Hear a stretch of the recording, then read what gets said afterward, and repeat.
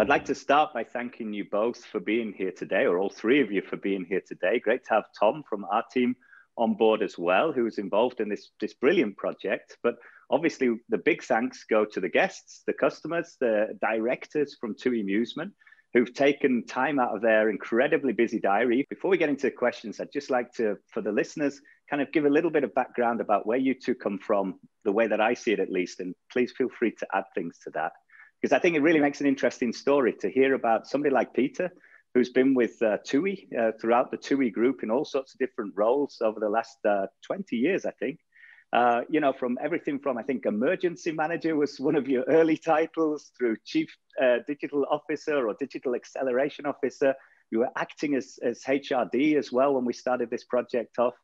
And, you know, such a fascinating career throughout the TUI group. And in contrast, we have Alessandro, who's come through a lot of different digital and startup areas, had a lot of background in pay TV, on demand, and then started a really fascinating company called Musement, which maybe you should explain better than I can. I think in 2013, you started that up, Alessandro, and at some point it got integrated a couple of years back into the TUI brand. You know, I'm delighted to see the feedback report that we've seen at the end of this first OKR cycle. You know, there's been 60 teams involved. But if we think about how it started then, when we started implementing things within your own areas, did you find there was any kind of resistance to OKR? Were there any concerns? What were the things that your own colleagues were worried about? I think there were two things. And the first one were around timing. So this is, I think, when we started to have the conversation, October, November. And we are probably in the worst possible situation that we have ever been as a company. So more or less a total hibernation, no customers. And then we have this idea around, let's use this downtime to get a team performance management systems into play. There were a lot of challenges around, is this really the right timing? Is this really the right prioritization? We have always discussed around using this terrible crisis as a momentum to drive change even quicker than we were planning to do. We are in the middle of transformation. And from that rationale and that angle, it made 100% absolute sense. Let's do it now. So when the customer comes back, and which they all are now starting to do, which is good, we are prepared with in addition to other things, these systems as well. The other one was, again, we were spending quite a lot of time to make sure, together with you, to make everybody understand the process and the role and how to do everything. And some of the teams were also doing other things. So they had this feeling, as we discussed before, is this on top, or this is something that will save time.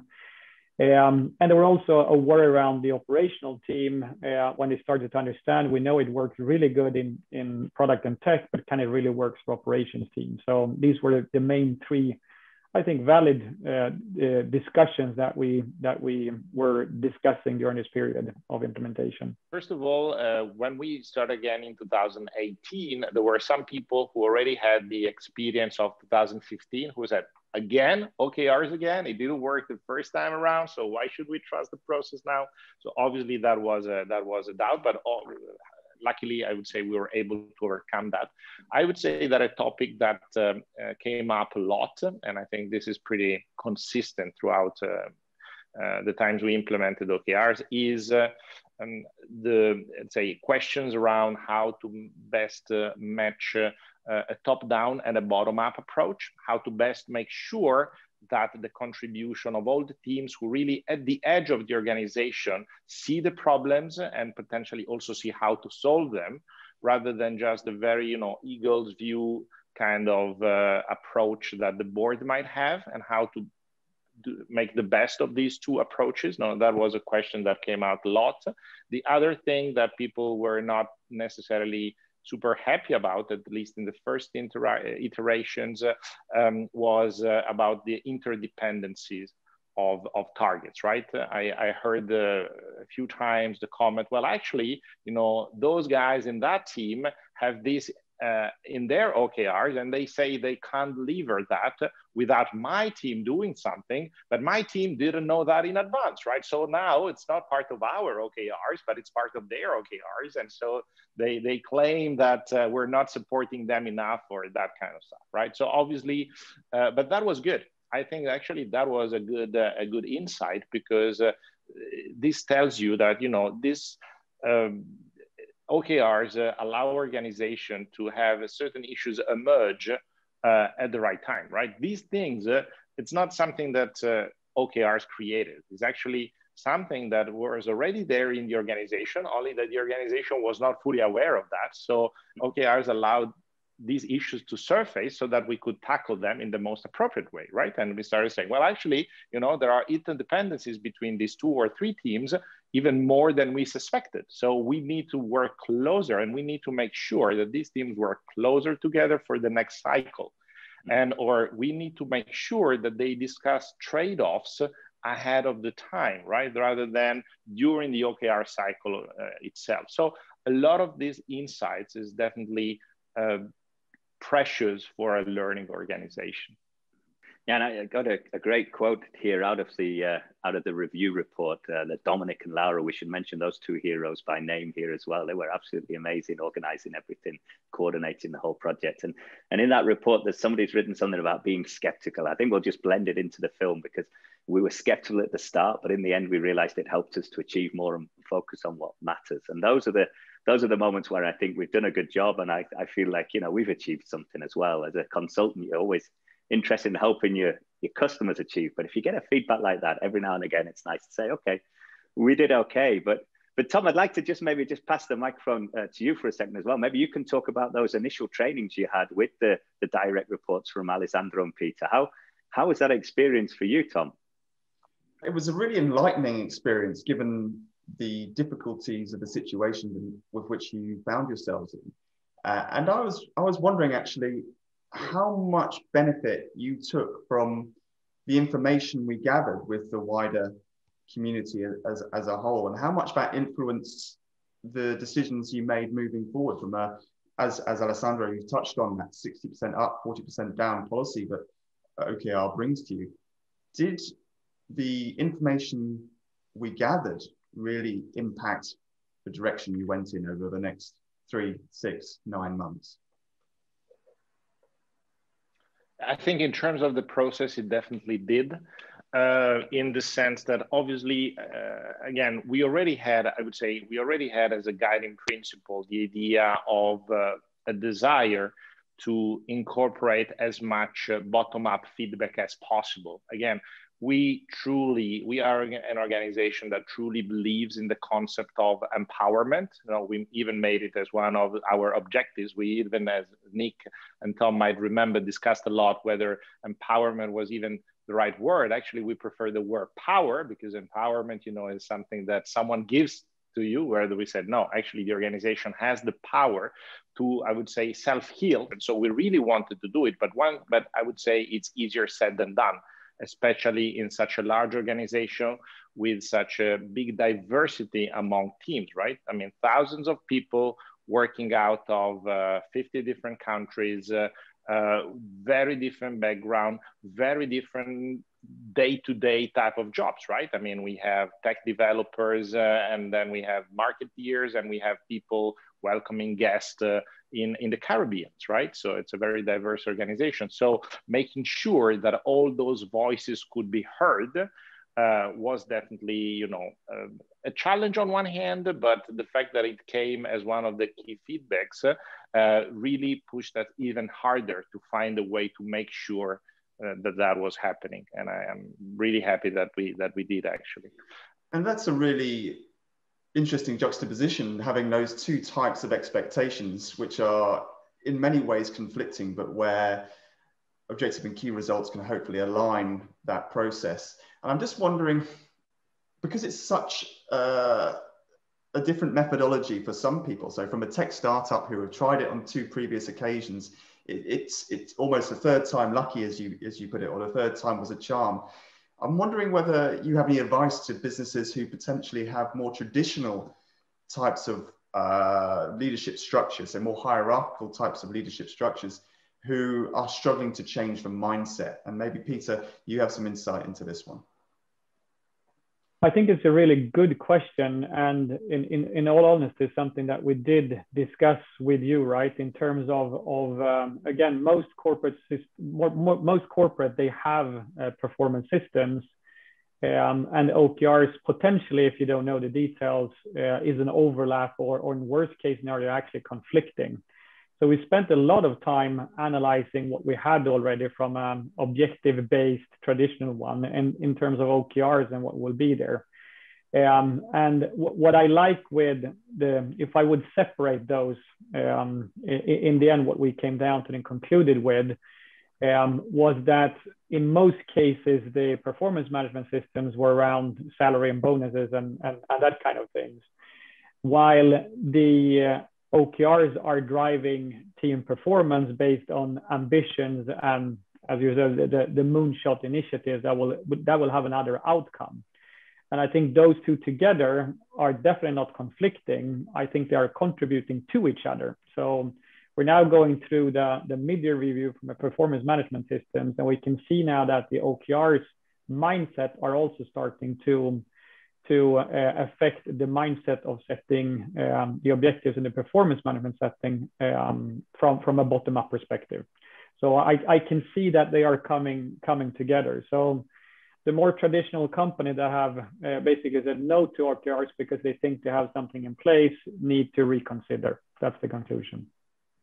If I can add a bit on that, I think I've seen time and time again in various teams that the aha moment, the epiphany comes when people realize that really OKRs are not something on top of everything they do, but they are what they do, right? So for example, instead of saying, well, we have all hands meeting and we discuss about our business and strategy, and then we discuss the OKRs. No, actually, you discuss the OKRs. And in doing so, you are, by definition, discussing your strategy, priorities, how business is going, what issues are arising, and so on and so forth. And the more this mentality becomes ingrained in the organization, the more OKRs become like our business. It's basically a synonym to saying we're talking about where our business should go and how it's going. And now we say we're talking about our OKRs. It's exactly the same thing.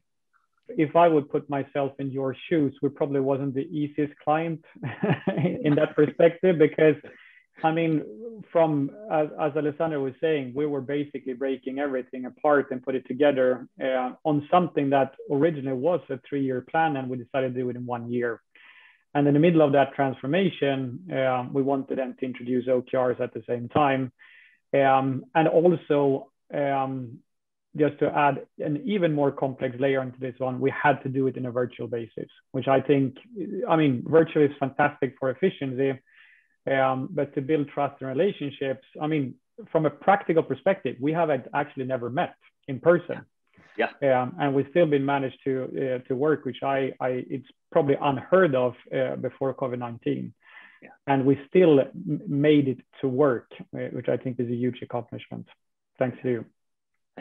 Thanks to all of us. I think it was a brilliant team effort. It really was, and obviously I'm not going to talk about all the details of what's changed at TUI Amusement through OKR, but reading that report, you can see as well, there's some like big things that have come in there, from high level reports on director level about sales successes, other stuff about more interest from the markets, and even really detailed things that some teams are reporting where shared best practices are managing to save a lot of costs in the resorts and the regions.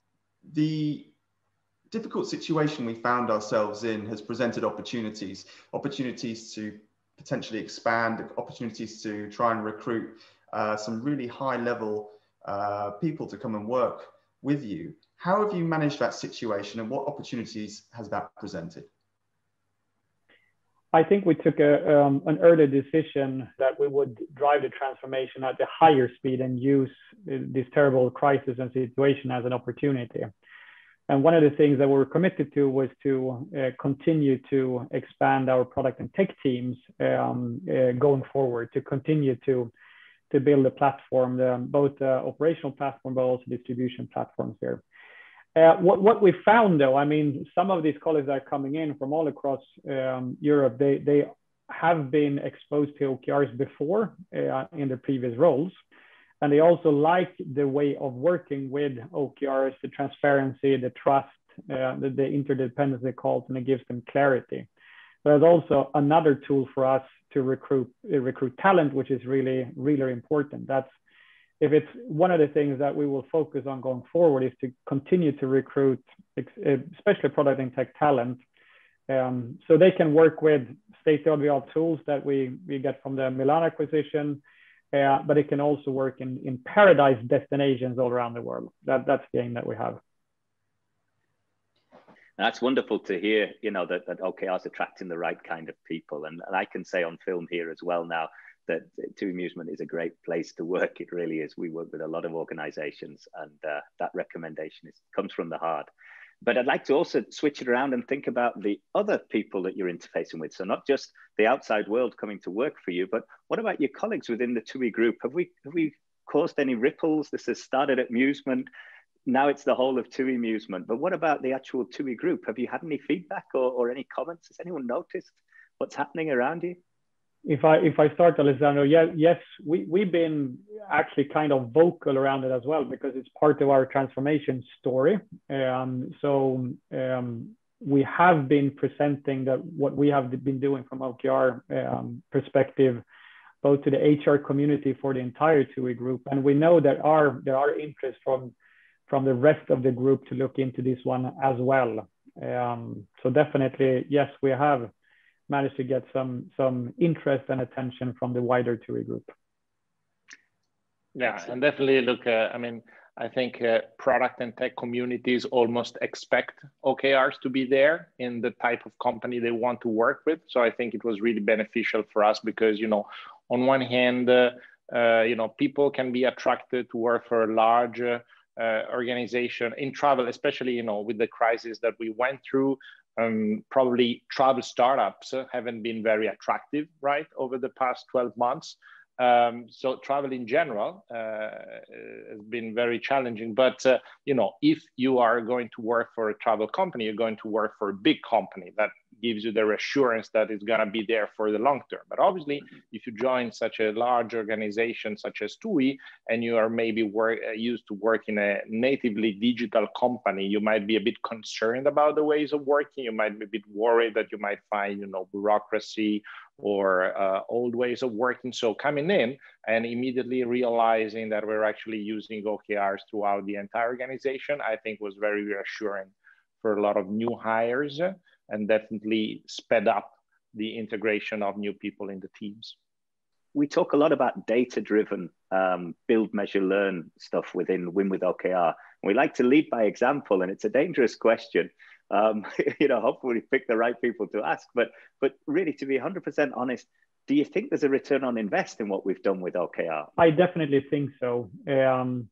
I think time will tell, but the obvious advantages that we have now, and it's going back to the previous question that you, Tom, asked around the more traditional companies, when the benefit out of it.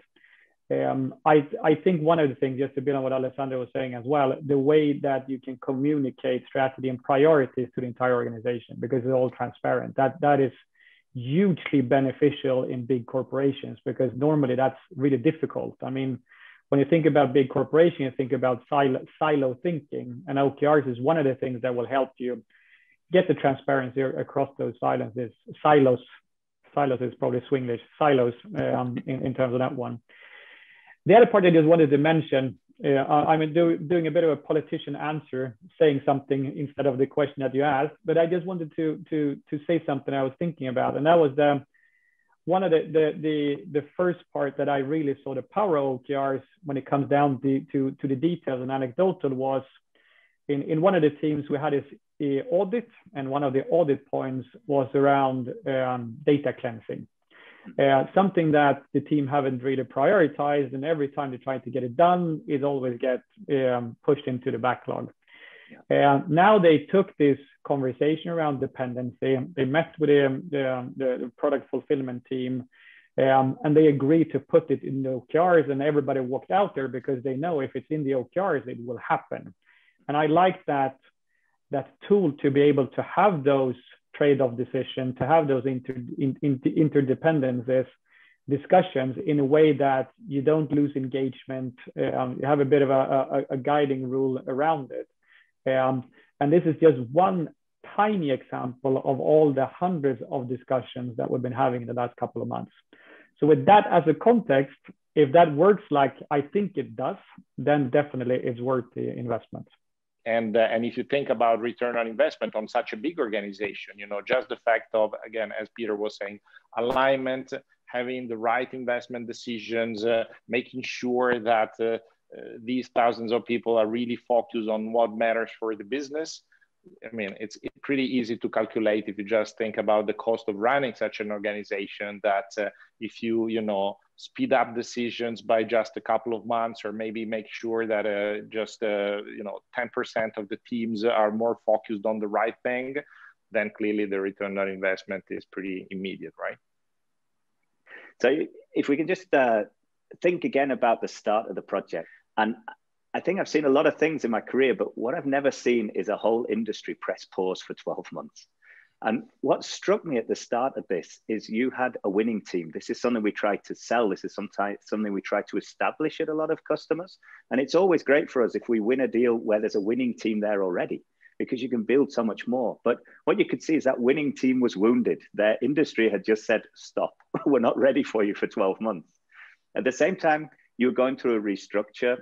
Looking back in hindsight, was it the right time during that restructure, during that pandemic? Peter, you mentioned some things earlier on. Or should you have waited for calmer periods in your company's history or future to start something like that? I still think it was the right time to do it. I actually struggled with, if we wouldn't have done it now, when would we have done it? I think that would be even more difficult. We had a unique opportunity to do it during the downtime here. I think it was a tough decision to make, though. Exactly as I explained it, as a team, we had to do two very, very difficult things at the same time. One, care for our colleagues and employees and customers that were hurting, and at the same time have this strategic outlook, figuring out what kind of company we wanted to be when we came out of this crisis. And I actually think we managed to do that because we used the OKR process to discuss some of these really, really difficult trade-off decisions that we had to take. I still remember the people conversations, blending the two as part of the company OKRs with the data that Tom and the calls had given to us. We had long discussions around priorities and ongoing operations and future discussions that we probably wouldn't have had in the same environment, in the same upfront and direct conversation as we had. Absolutely. And then look, I mean, on top of all the challenges that the market threw at us, and I would say also related to that, we inaugurated a new organization, right, toward the end of last year, beginning of this year. And obviously, a lot of people were asking themselves questions, oh, we changed the organization a few times now, so I'm a bit confused who does what. For us at the board, it's relatively easy, I think, to have an overall view of how the company is structured. But if you are in a local team, sometimes, you might not have full visibility on how central teams are working. So we felt that was actually the right way to also do our best to give transparency and visibility, and to really make people understand, okay, these guys are now doing this, and these other people are responsible for that, and this is connected to that in this way, and your team does this, but that team does that. So that hopefully, it's one of the various ways that we try to design to support people and the organization throughout this transition, right? Just from my side, for feedback and stuff, how was the experience of working, with the Win with OKR process? I think from my point of view, I think workshops were really important. And this is something that, maybe I can already anticipate some possible advice to whoever is looking at OKRs right now. Do not underestimate the importance of training and workshops. It's not enough to just, make a cool presentation about what OKRs are and what value they will bring to the company as a whole or to each team member individually. But it's really about, helping people getting their hands dirty with the process, really understanding how to do it, and adding, rituals so that this becomes really ingrained in their way of thinking. So I think having support on that was really fundamental in my view. So Alessandro, what would your advice be to, given your experience having tried to implement it twice and the third time it was a success, what would your advice be to teams and organizations who are struggling to implement OKR? I think to try and sum up a few things I'm trying to mention here and there, I would say do not treat it as a purely intellectual effort. Do not treat it as an HR effort. Do not treat it as something on top. Really, it must come from the leadership to show that this is the way we bring the company forward. And that is definitely necessarily something that people need to be on board of, right? So it's really the way for us, the famous metaphor of saying, if you want to convince people to build the ship, don't talk about organizing turns to cut the woods, talk about the wonderful new lands you will discover, right? So it's really about that. You really need to have that conversation to inspire people that to embrace OKRs as their, I would say, almost new way of working. And if you do that, and that becomes part of really the core, ways of functioning of the organization, then it works. If it remains as, HR now has this shiny new thing, it's the fashionable term of the month, OKRs, and we had Six Sigma years ago, and now it's OKRs, then it's gonna fail. Thank you so much. And in the same sort of vein, Peter, what advice would you have for companies who are trying to launch OKR for the first time? I just wonder if one way would actually be to replicate what we were doing. So we were using the success of the amusement team and that as almost like a trust bearer, saying that it works there and this is the way that we're going. And then rolling out to the big corporations. I think start with an area of the business that that will have maximum value, and then you point at that and showcase that to be able to roll out to the bigger organization. I think that is easier than to, even though we did a big bang, went from 100, 200 into to 5,000, 6,000. It is, of course, a big bang, but at least we always could refer back to, we have a success case, we know it works, we just need to give it time, trust the process. That communication is a lot easier when you have a true showcase within the organization. We're definitely not afraid of saying, start with a pilot group that is likely to be a success, to try and sell that story. And that will propel the rest of the business to be aspirational towards that success as well. And it will drag people with you rather than having to push all the time. So, an advice again, more for other companies that might be starting a project like this, acknowledge the differences in your workforce. There might be people at the different levels. So within the leadership team, at the team level, there will be people who maybe for their own personal interest, maybe they already read about OKRs, maybe some people already worked with OKRs at different organizations, right?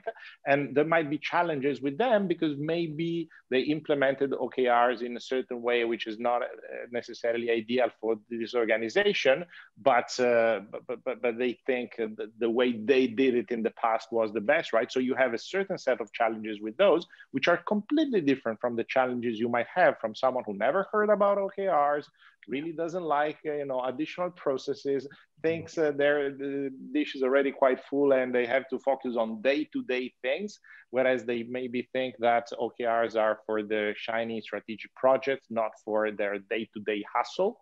And that's a totally different set of challenges. So to acknowledge that and to identify these different groups and maybe to train them in a slightly different way, also in terms of OKR masters that are assigned to these various groups, I think it's important.